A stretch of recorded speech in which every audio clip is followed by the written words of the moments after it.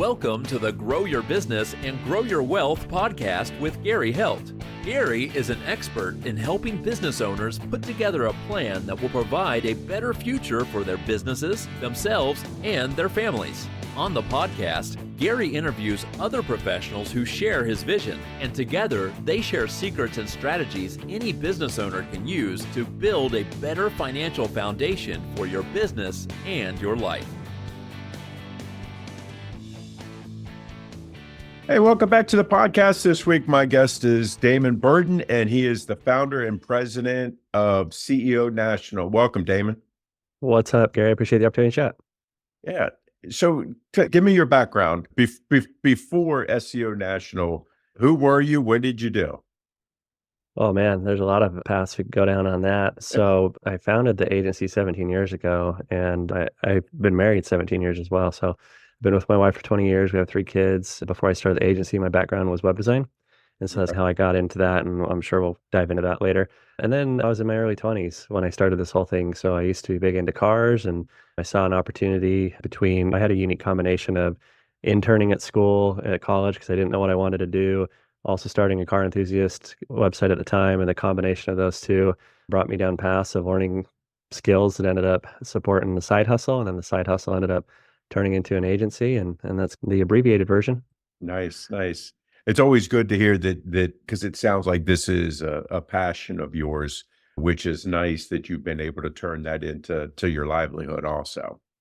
Yeah, a couple of years ago, I had an interesting moment where I asked myself what you're touching on, is this a passion or not? And I said, do I really still enjoy doing this?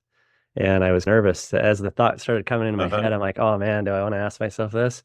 And I was pleasantly surprised about the kind of the answer I came to. And so SEO has been fun because it's consistent enough that I know what I'm walking into each day, but it's also always changing. And so there's always something new and exciting, new challenges, new wins. And so, yeah, I think the combination has provided a unique opportunity that it has become a passion. But had you asked me before I started the agency, I would have had no idea. I would have been like, what's SEO? And I'm going to be in it for this long. You've been doing this for a long time now. You've had some great wins as you've been doing this. Can you tell us a few of those? Sure, yeah. We can talk about different ends of the spectrum. So on the highlight reel, there's been working with professional sports teams. I worked with the retail division of the Utah Jazz, worked with America First Field, which is Real Salt Lake soccer team. We worked with the world's largest commercial real estate company, Amar, multi-billion-dollar company. And then on the other side, I think probably some of the funner stories are the mom and pops. We've had some of the clients from year one still with us 17 years later. And so that's been cool seeing them grow and being able to support each other and grow together, taking some of those guys. I remember one client in particular, when we started their SEO, they were doing about 80,000 a year on the online sales. Mm-hmm. And now, if I remember, they're doing about 1.2 million a quarter. Wow. And so it's pretty cool seeing people go from, this guy was literally in his garage. He manufactures an automotive device. And now he's in this like several thousand square foot facility. So those are the fun ones, like seeing the small businesses grow, but still stay small and privately owned. That's pretty awesome. What do you see with SEO? What do you see some of the mistakes that business owners are making when it comes to the SEO? Joking but serious, kind of something you touched on before we hit record about you often get spammed with emails from SEOs, and I think we all do from just marketers in general. But that's probably one of the first things to avoid is you need to do your own due diligence. So if anything shows up in your inbox that sounds too good to be true, it's too good to be true, especially in the world of digital marketing, right? Because we're marketers, we make things sound sexy. And it's probably the next thing that comes to mind is to have realistic expectations. All these different forms of marketing, whether it's online, print, whatever, they all have advantages and disadvantages. And so it's not that one works better than the other. Everyone has a different opportunity depending on the business, the client, the profit margins, the risk tolerance, the cash flow, the patience. So with SEO, the advantages are largely the opposite of other platforms and other marketing opportunities. So the biggest disadvantage to SEO is that it takes time. But here's where most marketers fail to explain, and this is where they lose people, is they don't explain why it takes time. And so I'll try and speak in kind of basic terms of what goes into search engine optimization. There's hundreds of things that fall into 3 categories. And so the first category is simply your website structure.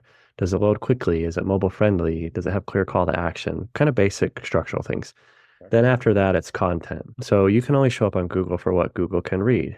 Do you clearly communicate your product and your service and your value propositions? And then third is external credibility. So do other people talk about you? Do they link to you? This is why reviews are important. And so when other marketers say, oh, it takes a year, there's a lot of bad guys out there that say that because they know customers have heard that, but they don't know that the customers don't know why that's the Right. case. So they can get this long runway of invoicing on a customer before the customer starts to go, I'm still not seeing anything why. So customers should have a realistic expectation when they're walking into the world of SEO. And so here's what goes into it and why it takes time. If we talk about those three structures, it takes a month or two to go through. And if you have an existing site that has historical content, it takes time to go through all that and fix things, broken links, dead pages, broken images. And so after you fix that, then it's okay, how do we attract pre-qualified customers? And so here's where customers often also go wrong is they hear that content is king, which is true. You have to put out consistent content, but quality beats quantity. And this is an even bigger problem now with AI because AI has made it really easy for people to just go push the easy button and think that's good content. But in reality, that's largely duplicate content or non-unique content. So back to the time equation, it takes time to research what to write about and why. So you should have an intentional content strategy, not just a shotgunned AI-based mass-produced content strategy. So to wrap up this about the time thing and realistic expectations is just like pretty much everything else, to do something that takes time to do the research and build out a proper strategy around it. Now, you're saying that a lot of the SEO marketers are saying that it takes a year. Realistically, is that the right time frame? Or, and I'm sure it depends on if somebody's got an old, outdated website, it's going to maybe take longer to rebuild it and everything else. But what is the time frame that we should be looking at when we start with someone doing SEO for us? Yeah, the reason why a year is a kind of a common time frame is going on that like you said, if you need to redesign a website, depending on how good or bad it is. So if you have a website that's decent, it's still going to take a month or two to go through and properly optimize just the structure. And we said there's three categories, so that's only the first of three categories. So with an existing website, it's going to take you at least that. And with a brand new website, if you have to build it from the ground up, depending on how quickly the customer gives feedback, customer feedback is always the biggest delay on a new site build. So if you can properly communicate or have your assets ready to go, here's our avatar, here's our logo, here's our color palette, here's our branding, here's everything, so then they can just build the website, then they can build it quicker. But usually businesses don't have that prepared when they go into a design engagement. And so instead of 1 to 2 months of re-optimizing an existing site, you're now like 4 to 6 months just to build one. And so then when we finish the website, whether it's a new build or optimizing an existing one, that's just the foundation of your search engine optimization. Where you get all your visibility and your traffic and sales is those other two categories, the content and credibility. So you're now 2 to 6 months into this just to lay a foundation. And then the rest of the credibility and visibility comes from consistent content. And so then that's where it takes a year, is because it takes just simple math, the logistics behind proper research, proper copywriting, publication, distribution. It just takes time to push out a lot of that content. And that's where people don't have a clear understanding of why it takes a year, whether it's the marketers not communicating it or the customer having unrealistic expectations.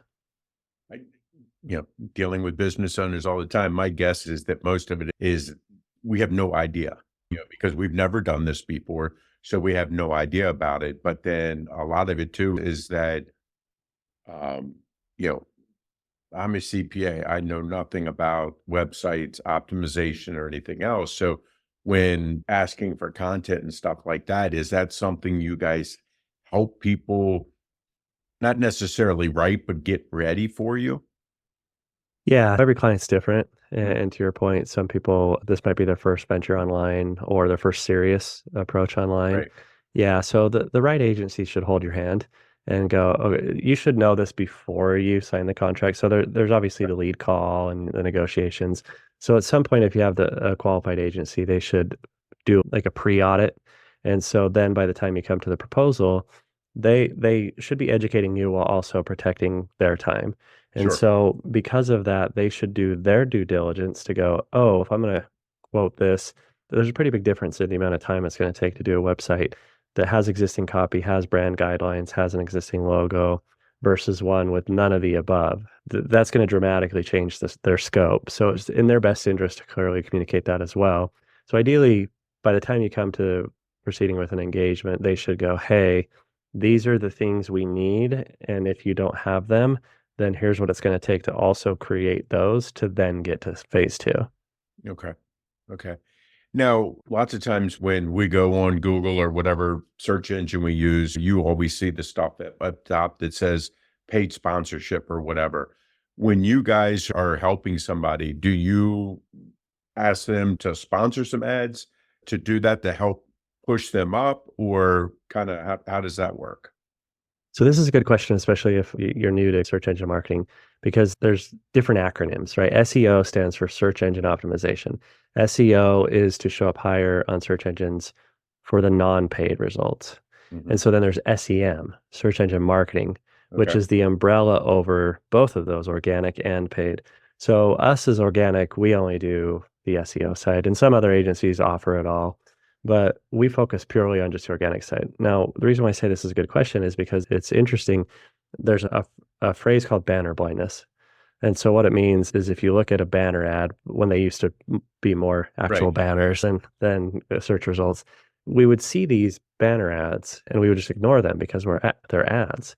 And it's the same thing with search engines. So when we talked earlier about advantages and disadvantages of different types of marketing, we can now compare what we talked about on SEO versus paid ads.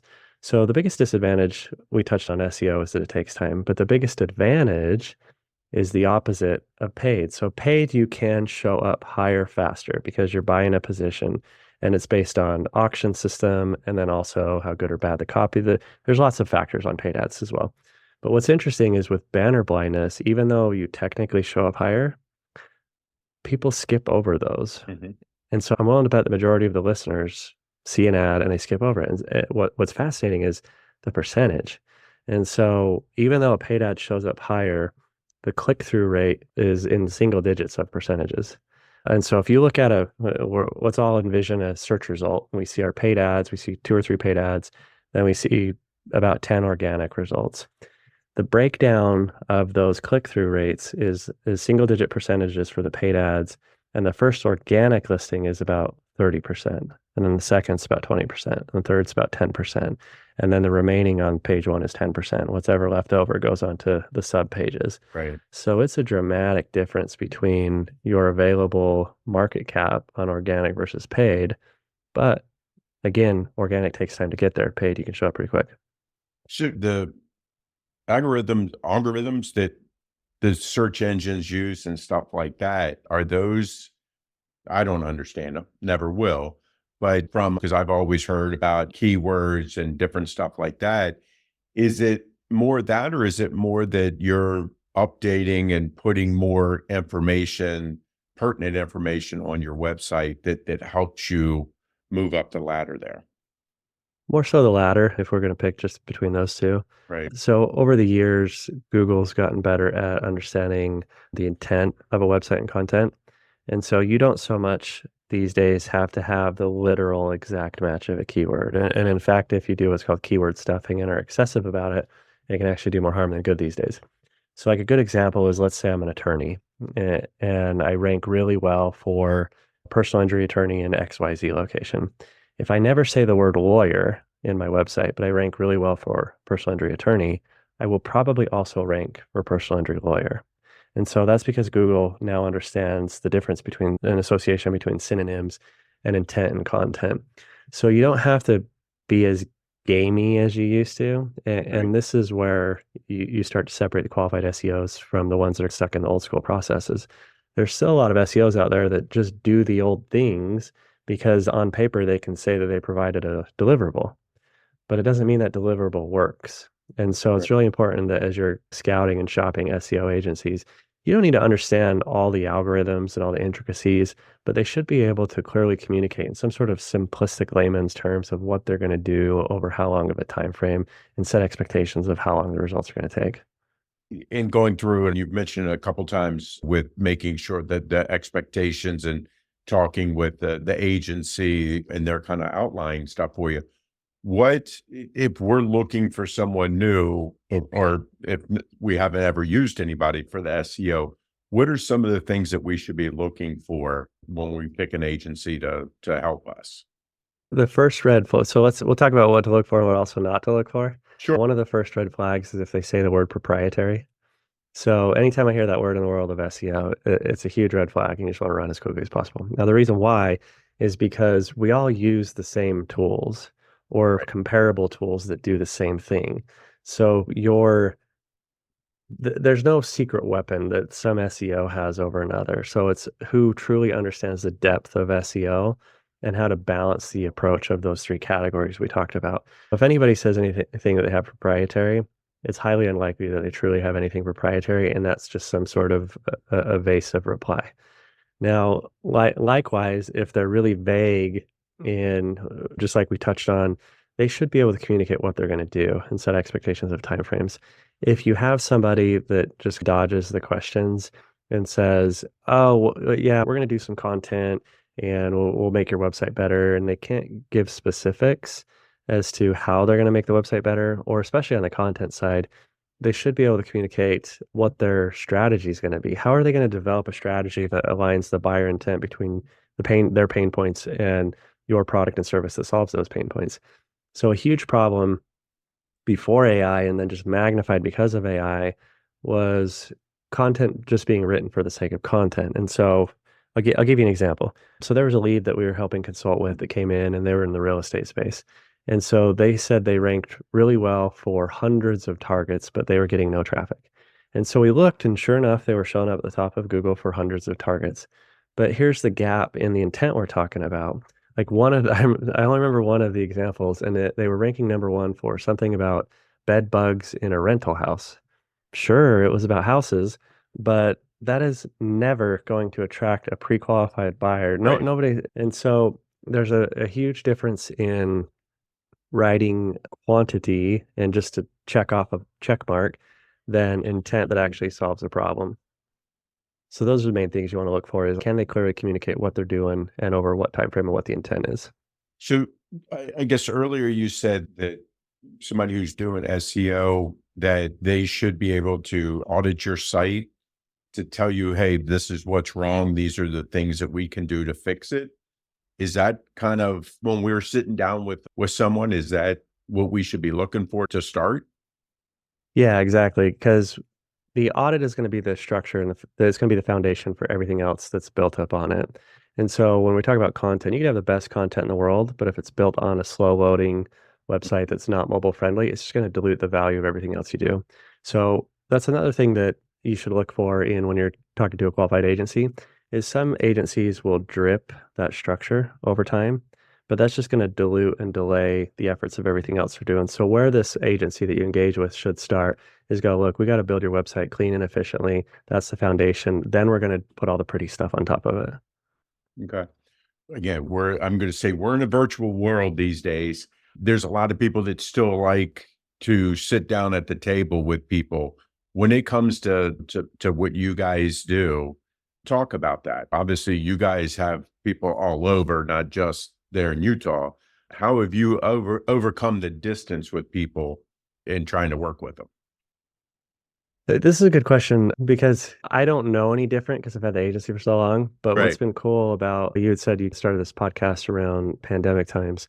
And so you probably noticed the before and after a little bit as Oh, well. yeah. And used to communicating virtually. My team's always been virtual as well.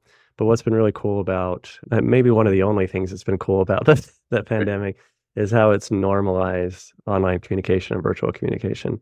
And I think that people are becoming more savvy about being able to identify who's authentic in that communication. So the transparency in all things is what served me well. And I think that's also what a customer needs to look for, which kind of reinforces topics we've touched on, is you want somebody, because SEO is a long-term thing, you're looking for somebody Mhm. that can be a long-term partner. And a big part of that is going to be transparency. Yeah. Now, from with AI being around now, and that seems to be changing a lot of things, both good and bad, where do you see the future of SEO?